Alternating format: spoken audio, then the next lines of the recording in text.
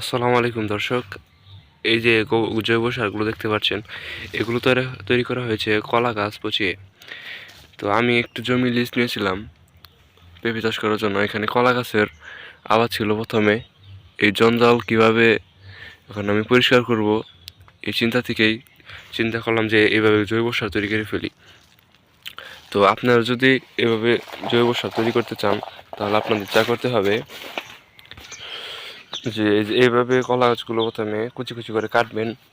কলা গাছের কলা গাছের কোদাল দিয়ে কলা গাছের এই এই অংশ এতটুকু করে পাট করে, তারপর এটা মাঝখান দিয়ে কূপ দিবেন। তারপর দেখবেন এই যে এরকম হয়ে আসছে। এটা আপনারা এই সপ্তাহখানেক মতো রোদ্রে শুকাবেন। রোদ্রে শুকালে জিনিসটা সম্পূর্ণ ভিডিওটি শর্টসে এই দেওয়া যে সম্ভব এরকম হচ্ছে হয়ে না। আসবে। এটা বেশি সম্পূর্ণ ভিডিওটি বেশি দেখতে শুকাবেন না। ইউটিউব চ্যানেলে গিয়ে দেখে তারপর আসেন।